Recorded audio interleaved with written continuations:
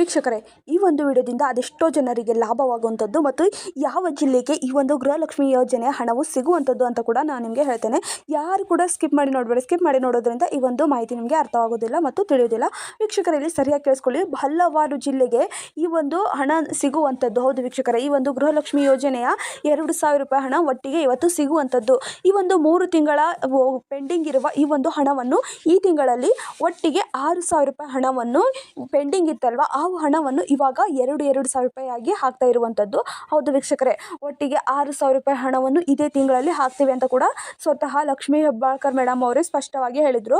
ಮತ್ತು ಯಾವ ತಿಂಗಳ ಈ ಒಂದು ಹಣ ಹೇಗೆ ಸಿಗುವಂಥದ್ದು ಮತ್ತು ಯಾವ ಜಿಲ್ಲೆಗೆ ಸಿಗುವಂಥದ್ದು ಕೂಡ ಅನ್ನೋದು ನಾನು ನಿಮಗೆ ತಿಳಿಸ್ತೇನೆ. ವೀಕ್ಷಕರೇ, ರಾಜ್ಯದ ಮಹಿಳೆಯರಿಗೆ ಅನುಕೂಲವಾಗುವಂತೆ ಇಲ್ಲಿ ಗೃಹಲಕ್ಷ್ಮಿ ಯೋಜನೆಯನ್ನು ಜಾರಿಗೆ ಮಾಡಿದ್ದು ಪ್ರತಿಯೊಬ್ಬರಿಗೂ ಗೊತ್ತಿರುವಂಥದ್ದು. ಹಾಗೆಯೇ ಪ್ರತಿ ತಿಂಗಳು ಪ್ರತಿ ಮನೆಯ ಯಜಮಾನಿಯ ಖಾತೆಗೆ 2,000 ರೂಪಾಯಿ ಹಣವು ಹಾಕುತ್ತಿದೆ ಸರ್ಕಾರ. ರಾಜ್ಯದಲ್ಲಿ ಹೌದು ವೀಕ್ಷಕರೇ, ರಾಜ್ಯದಲ್ಲಿ 1.25 ಕೋಟಿಗೂ ಹೆಚ್ಚು ಮಹಿಳೆಯರಿಗೂ ಈ ಒಂದು ಯೋಜನೆಯ ಪ್ರಯೋಜನವನ್ನು ಅವರು ಪಡೆದುಕೊಳ್ತಿದ್ದಾರೆ. ಹೌದು ವೀಕ್ಷಕರೇ, ಇಲ್ಲಿ ಸರಿಯಾಗಿ ಕೇಳಿಸ್ಕೊಳ್ಳಿ. ಒಬ್ಬರಲ್ಲ ಇಬ್ಬರಲ್ಲ ವೀಕ್ಷಕರೇ, 1.25 ಕೋಟಿಗೂ ಹೆಚ್ಚು ಮಹಿಳೆಯರ ಖಾತೆಗೆ ಇಲ್ಲಿ ಸರ್ಕಾರದಿಂದ ಈ ಒಂದು ಗೃಹಲಕ್ಷ್ಮಿ ಯೋಜನೆಯ ಹಣವು ಪ್ರತಿ ತಿಂಗಳು 2,000 ರೂಪಾಯಿ ತಲುಪ್ತಾ ಇರುವುದಂತೂ ಖಚಿತವಾಗಿರುವುದು. ಹೌದು ವೀಕ್ಷಕರೇ, ಇದು ಎಷ್ಟೋ ಜನರಿಗೆ ಈ ಒಂದು ಯೋಜನೆಯಿಂದ ಅದು ಎಷ್ಟು ಜೀವನವನ್ನು ನಡೆಸ್ಕೊಂಡು ಹೋಗೋದಕ್ಕೆ ಸುಲಭವಾಗಿದೆ ಅಂದರೆ, ಪ್ರತಿ ಮನೆಯ ಖರ್ಚಾಗಿರ್ಬೋದು ಅಥವಾ ಶಾಲೆ ಫೀಸ್ ಆಗಿರ್ಬೋದು, ಯಾವುದೇ ಒಂದು ವಿಷಯ ಬಂದರೂ ಈ ಒಂದು ಗೃಹಲಕ್ಷ್ಮಿ ಯೋಜನೆ ಹಣ ಇದೆ ನಮ್ಮಲ್ಲಿ ಅನ್ನುವಷ್ಟು ಇಲ್ಲಿ ಸರ್ಕಾರದಿಂದ ಮಹಿಳೆಯರಿಗೆ ಬೆಂಬಲವನ್ನು ಕೊಟ್ಟಿರುವಂಥದ್ದು. ಹೌದು ವೀಕ್ಷಕರೇ, ಅದೆಷ್ಟೋ ಮಹಿಳೆಯರು ನಮ್ಮ ಕಡೆ ಏನೂ ಇಲ್ಲಲ್ಪ ಅನ್ನೋ ಮಟ್ಟಿನಲ್ಲಿದ್ದಾಗ ಈ ಒಂದು ಗೃಹಲಕ್ಷ್ಮಿ ಯೋಜನೆ ಹಣ ಪ್ರತಿ ತಿಂಗಳು ಬಂದಾಗ ಅವರಿಗೆ ಎಷ್ಟೋ ನೆಮ್ಮದಿ ಆಗಿರುವಂಥದ್ದು. ಏನಪ್ಪ, ಈ ಒಂದು ಯೋಜನೆಯಿಂದ ನಾವು ಮುಂದೆ ಜೀವನವನ್ನು ನಡೆಸ್ಕೊಂಡು ಹೋಗೋದಕ್ಕೆ ಸಹಾಯವಾಗಿರುವಂಥದ್ದು ಅನ್ನೋರು ಬಹಳಷ್ಟಿದ್ದಾರೆ. ಹೌದು ವೀಕ್ಷಕರೇ, ಇಲ್ಲಿ ಬರೋಬ್ಬರಿ 1.25 ಕೋಟಿಗೂ ಹೆಚ್ಚು ಮಹಿಳೆಯರಿಗೆ ಈ ಒಂದು ಯೋಜನೆಯ ಪ್ರಯೋಜನವನ್ನು ಪಡೆದುಕೊಳ್ತಾ ಇರುವುದು ಇವಾಗ ಸರ್ಕಾರದಿಂದ 20. ಹೌದು ವೀಕ್ಷಕರೇ, 1.25 ಕೋಟಿಗೂ ಹೆಚ್ಚು ಮಹಿಳೆಯರ ಖಾತೆಗೆ ಇವಾಗ ಈ ಒಂದು ಹಣ ಸಿಗುವಂಥದ್ದು. ಅದು ಸರ್ಕಾರಕ್ಕೆ ಒಂದು ಧನ್ಯವಾದಗಳನ್ನು ಬಹಳಷ್ಟು ಜನರು ತಿಳಿಸಿದ್ದಾರೆ. ಸಿದ್ದರಾಮಯ್ಯ ಅವರು ಇರೋದ್ರಿಂದ ಈ ಒಂದು ಹಣ ನಮಗೆ ಸಿಗುತ್ತಾ ಇದೆ ಅಂತ ಬಹಳಷ್ಟು ಜನರು ನಂಬಿದ್ದಾರೆ. ಅವರು ಮಾತೇ ಮಾತು ಅಂತ ಕೂಡ ಇಲ್ಲಿ ಬಹಳಷ್ಟು ಜನರು ಹೇಳ್ತಾ ಇರುವುದು.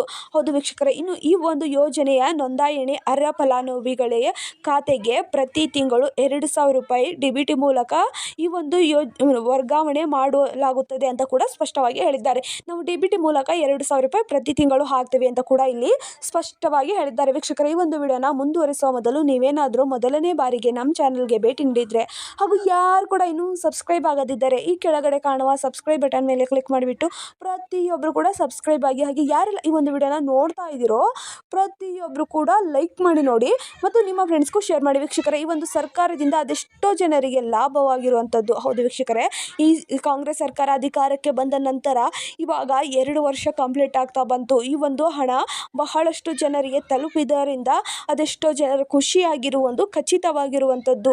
ಮತ್ತು ಇಲ್ಲಿ 2,000 ರೂಪಾಯಿ ಪ್ರತಿ ತಿಂಗಳು DBT ಮೂಲಕ ವರ್ಗಾವಣೆ ಮಾಡುವುದು ಖಚಿತವಾಗಿದೆ. ಮತ್ತು ಇನ್ನೊಂದು ಸಿಹಿ ಸುದ್ದಿಯನ್ನು ಕೂಡ ಇಲ್ಲಿ ಕೊಟ್ಟಿದ್ದಾರೆ. ಏನೆಂದರೆ, ಇವಾಗ ಅರ್ಜಿಯನ್ನು ಸಲ್ಲಿಸುವವರು ಅರ್ಜಿಯನ್ನು ಸಲ್ಲಿಸ್ಬೋದು. ಹೌದು ವೀಕ್ಷಕರೇ, ಇದಕ್ಕೆ ಅಂದರೆ ಗೃಹಲಕ್ಷ್ಮಿ ಯೋಜನೆಗೆ ಅರ್ಜಿಯನ್ನು ಯಾರೆಲ್ಲ ಸಲ್ಲಿಸಬೇಕಂತ ಇನ್ನೂ ಅಂದ್ಕೊಂಡಿದ್ದೀರೋ ಅಂಥವ್ರಿಗೂ ಕೂಡ ಇವಾಗ ಅರ್ಜಿಯನ್ನು ಸಲ್ಲಿಸುವುದಕ್ಕೆ ಒಳ್ಳೆಯ ಅವಕಾಶವನ್ನು ಕೊಟ್ಟಿರುವಂಥದ್ದು. ಹೌದು ವೀಕ್ಷಕರೇ, ಈ ಒಂದು ಗೃಹಲಕ್ಷ್ಮಿ ಯೋಜನೆಗೆ ಅರ್ಜಿಯನ್ನು ಸಲ್ಲಿಸುವವರು ಇನ್ನೂ ಇದ್ದರೆ ಸಲ್ಲಿಸಿ ಅಂತ ಕೂಡ ಇಲ್ಲಿ ಸರ್ಕಾರ ನಿಮಗೆ ತಿಳಿಸಿರುವಂಥದ್ದು. ಅದಕ್ಕೋಸ್ಕರ ನಾವು ನಿಮಗೆ ಹೇಳ್ತಾ ಇರುವಂಥದ್ದು, ಅರ್ಜಿಯನ್ನು ಸಲ್ಲಿಸಬೇಕಂತ ನೀವು ಅಂದ್ಕೊಂಡ್ರೆ ಅಗತ್ಯ ದಾಖಲೆಗಳ ಮೂಲಕ ತೆಗೆದುಕೊಂಡು ಹೋಗಿ ಅರ್ಜಿಯನ್ನು ಸಲ್ಲಿಸಿ ಅಂತ ಕೂಡ ಇಲ್ಲಿ ಸರ್ಕಾರದಿಂದ ತಿಳಿಸಿದ್ದಾರೆ. ಈ ಒಂದು ಯೋಜನೆ ಹಣ ನಿಮಗೆ ಸಿಗುವಂಥದ್ದು. ನೀವು ಅರ್ಜಿ ಸಲ್ಲಿಸಿ ಆದರೂ ನೋಡಿ ಅಂತ ಬಹಳಷ್ಟು ಜನರಿಗೆ ಈ ಒಂದು ಮಾಹಿತಿಯನ್ನು ಹೇಳಿರುವಂಥದ್ದು ಸರ್ಕಾರದಿಂದ.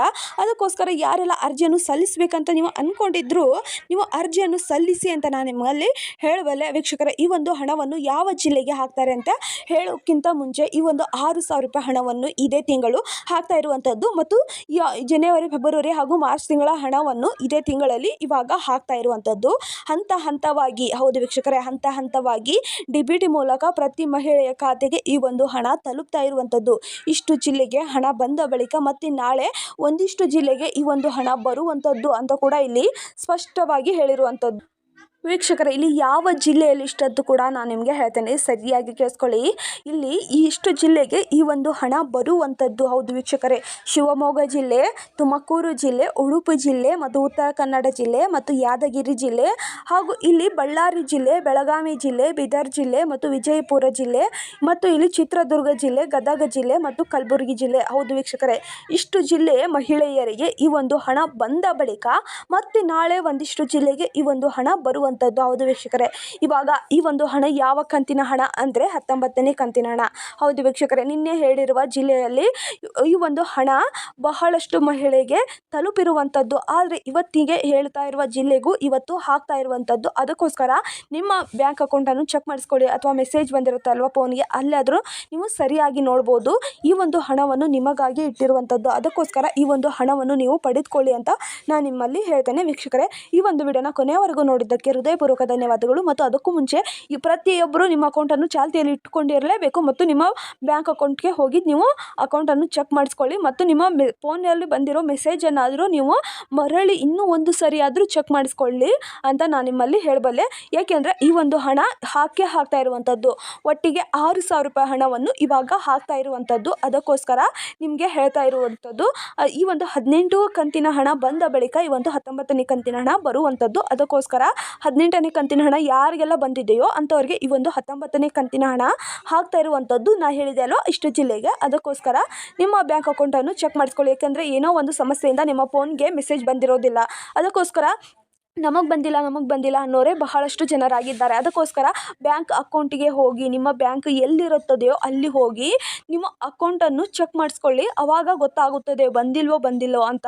ಅದಕ್ಕೋಸ್ಕರ ನಾ ಹೇಳ್ತಾ ಇರೋದು. ಅದಕ್ಕೋಸ್ಕರ ಪ್ರತಿಯೊಬ್ಬರು ಹೋಗಿ ಬ್ಯಾಂಕ್ ಅಕೌಂಟಲ್ಲಿ ನಿಮ್ಮ ಚೆಕ್ ಮಾಡಿಸಿದರೆ ಗೊತ್ತಾಗುವಂಥದ್ದು ಈ ಒಂದು ಗೃಹಲಕ್ಷ್ಮಿ ಯೋಜನೆ ಹಣ ಬರುತ್ತಾ ಬರಲ್ವಾ, ಬಂದಿದೆಯೋ ಇಲ್ವೋ ಅನ್ನೋದು.